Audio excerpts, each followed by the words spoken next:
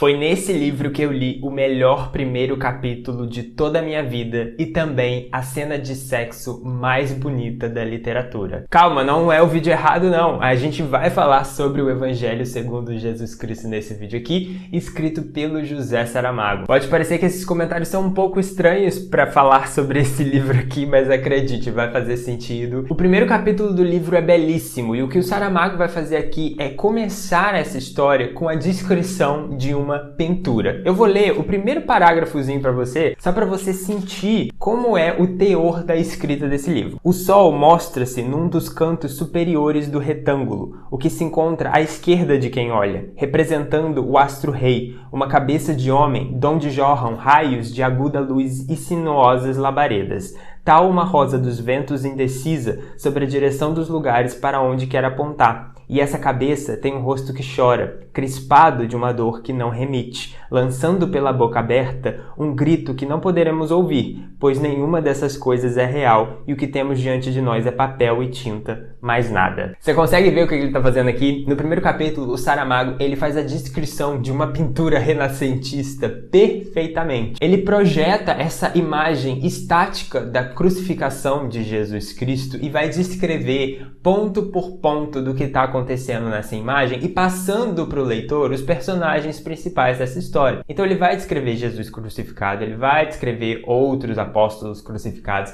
ele vai descrever Maria, a mãe de Jesus, ele vai descrever Maria de Magdala, ele vai descrever a cena toda e você consegue ver à medida que ele vai passando pela descrição que o ponto de foco dessa pintura está se movendo junto. E você também consegue ver o teor da escrita do Saramago. Apesar de ser uma cena triste e uma cena de desespero, ele escreve sempre sob um tom de leveza, o que é muito positivo, já que o título desse livro é bem óbvio, o que você vai encontrar aqui é o Evangelho segundo Jesus Cristo. Se na história original da Bíblia, Jesus era o protagonista, mas a gente observava a história dele a partir dos olhos de outras pessoas, e você vai encontrar essa perspectiva, essa projeção em cima de um personagem, aqui o Saramago toma Jesus de fato como protagonista, e a gente vai observar a história dele pelos olhos dele. Ele é o personagem principal, ele é o movedor da história, e todos os acontecimentos vão estar acontecendo com ele, não mais de uma forma idealizada, mas de uma forma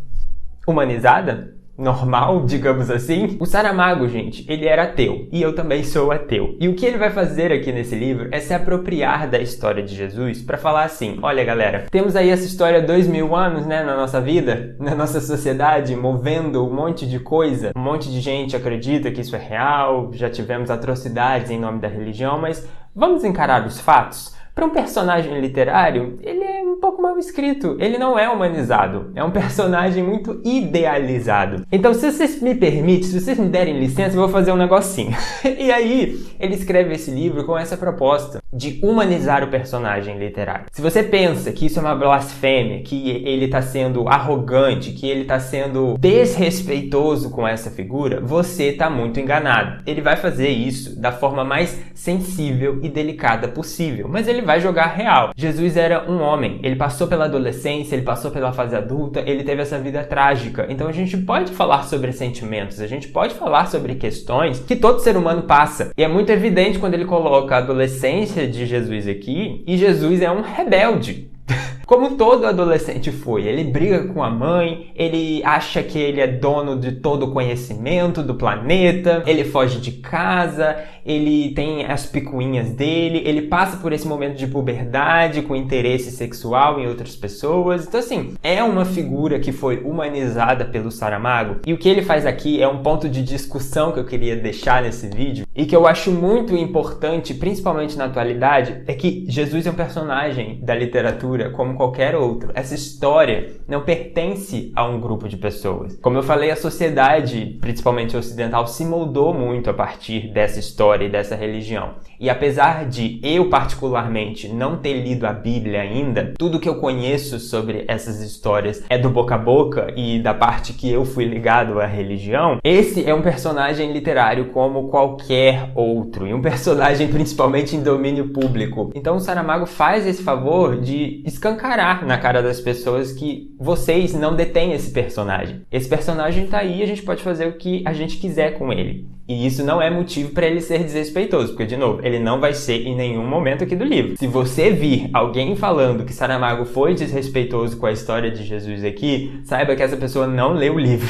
E eu boto a mão no fogo para afirmar isso. Ela não leu o livro. Ele não é desrespeitoso, mas ele trata esse personagem de uma nova forma, com uma nova releitura, com uma nova abordagem, como eu disse, mais humanizada e menos idealizada. Ele deixa de lado a questão da adoração e coloca em foco as características realmente de um bom personagem literário, o desenvolvimento, o conflito interno, o drama, as relações interpessoais. Tudo isso são características boas de se encontrar num livro de ficção e que, pelo que eu ouvi falar, falta em desenvolvimento na Bíblia. O personagem de Jesus é, de novo, muito idealizado e tem partes ali da história dele que não são muito bem contadas, né? Existem lacunas e fragmentos. Saramago vai organizar esses acontecimentos, vai colocar Jesus como protagonista e vai nos presentear com essa história maravilhosa, que pode e deve ser lida sim por pessoas religiosas ou ateias, assim como eu. E é engraçado isso, que as pessoas elas não estão preparadas para dissociar as histórias da crença. Eu não preciso acreditar que uma coisa é real para apreciar a literatura daquilo. E eu acredito que essa mudança cultural vem acontecendo nesse momento, principalmente quando a gente tem grandes canais literários aqui no YouTube fazendo leituras coletivas da Bíblia, dissociando da religião, por exemplo. E eu quero sim, no momento futuro da minha vida de leitor, parar um tempo para fazer a leitura da Bíblia e encarar aquele livro como contos, observar como aquelas histórias aparecem novamente na nossa cultura e como moldaram a nossa cultura, tudo isso de uma perspectiva literária. E quando eu fiz a leitura desse livro, eu levei para lugares públicos, eu levei para a faculdade, por exemplo, e as pessoas sentiram que eu estava lendo esse livro porque eu era religioso. Teve até uma amiga da faculdade que falou, você é religioso? Eu falei, não, gente, não sou religioso, sou ateu, o Saramago é ateu, e ainda assim eu posso ler esse livro como uma obra literária.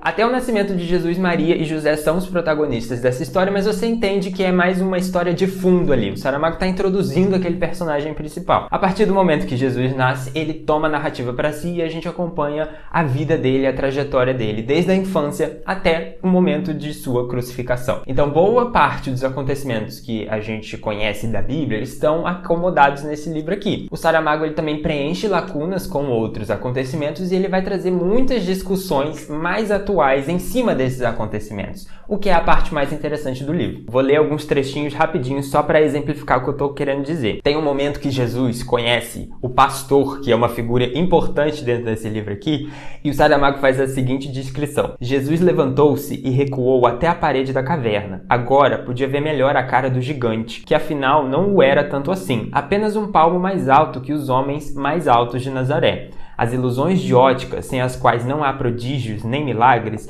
não são uma descoberta da nossa época. Basta ver que o próprio Golias só não foi para jogador de basquete por ter nascido antes do tempo.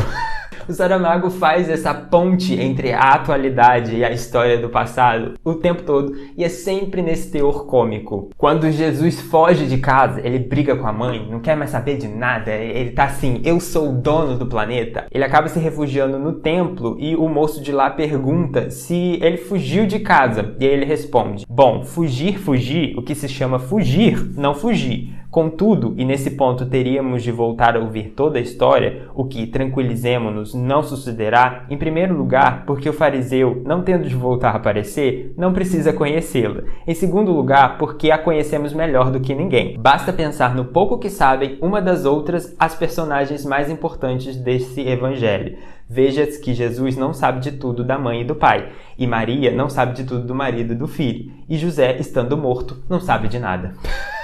É sempre nesse alto astral, nessa leveza, nessa simplicidade que essa história pede. O que não faz, de novo, a narrativa em si ser leve. Tem situações pesadas, situações de violência, inclusive um dos trechos mais bonitos é esse aqui. Entre o rio Jordão e o mar, choram as viúvas e os órfãos. É um antigo costume seu. Para isso mesmo é que são viúvas e órfãos, para chorarem. Depois, é só esperarmos o tempo de os meninos crescerem e irem à guerra nova. Outras viúvas e outros órfãos virão tomar-lhes a vez. E se entretanto mudarmos as modas, se o luto de branco passou a ser negro ou vice-versa, se sobre os cabelos que antes eram arrancados se põe agora uma mantilha bordada, as lágrimas, quando sentidas, são as mesmas. É um momento bem impactante aqui e importante da narrativa também, então já deu para entender mais ou menos como funciona o evangelho. E aí a gente tem um momento que Jesus conhece Maria de Magdala, né? E vai ser uma paixão instantânea, e o capítulo dele se conhecendo, dele se apaixonando e tendo essa concretização carnal desse relacionamento, eu juro pra você, é muito bonito. É uma escrita muito delicada porque o Saramago entende o que ele tá fazendo, mas ainda assim a cena de sexo é belíssima. Eu nunca pensei que eu fosse me arrepiar lendo uma descrição de cena de sexo, mas isso aconteceu nesse livro. É tudo tão bonito, tão simples, mas ao mesmo tempo tão poderoso. Eu não sei como o Saramago conseguiu fazer isso, mas se você já leu esse livro, eu acho que você me entende. Inclusive, me deixa aí nos comentários o que você achou dessa leitura, se você já tenha feito. Ele entende o peso do que ele tá fazendo, que para muitas pessoas aquilo vai ser um absurdo, mas gente, não é. Se você acredita que Jesus existiu, então você pode acreditar que ele foi um homem como qualquer outro, que passou pela puberdade e teve as necessidades sexuais dele. A progressão da paixão nessa cena, o bate e rebate dos diálogos entre Jesus e Maria nesse momento, olha, é muito, muito bem escrito. É literatura e obra de arte pura, e eu quero que você tenha essa experiência por conta própria. Mas lá para o final da história, quando Jesus vai se deparar com o seu papel, quando ele vai conversar com Deus e o diabo principalmente, é que o Saramago revela os motivos pelo qual ele escreveu esse livro. Ele coloca filosofia nesses personagens de uma forma, assim, transcendental. A forma como os papéis do diabo e de Deus são colocados na mesa, remexidos, e Jesus tem que lidar com cada um desses papéis, é muito interessante. Você, leitor, também vai ter que lidar com esses papéis. Você imaginaria Deus, o seu Deus, fazendo essas coisas que ele faz na narrativa? Você imaginaria o diabo fazendo essas coisas que ele faz na narrativa? Mas se na verdade o que o diabo fez foi o que Deus fez. E o que Deus fez foi o que o diabo deveria ter feito.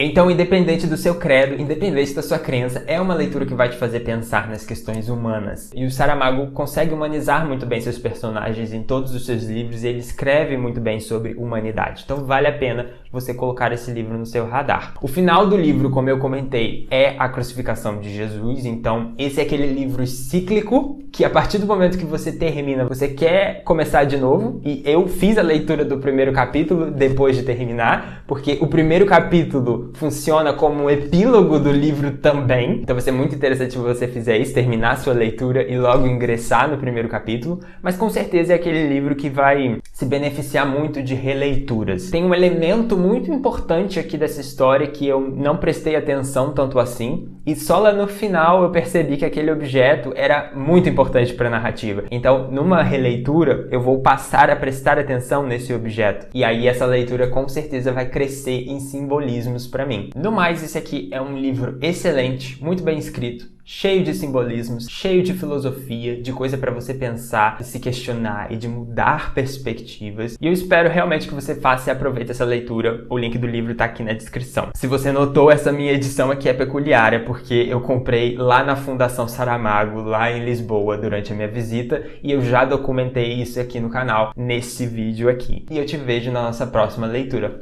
Um beijo e tchau!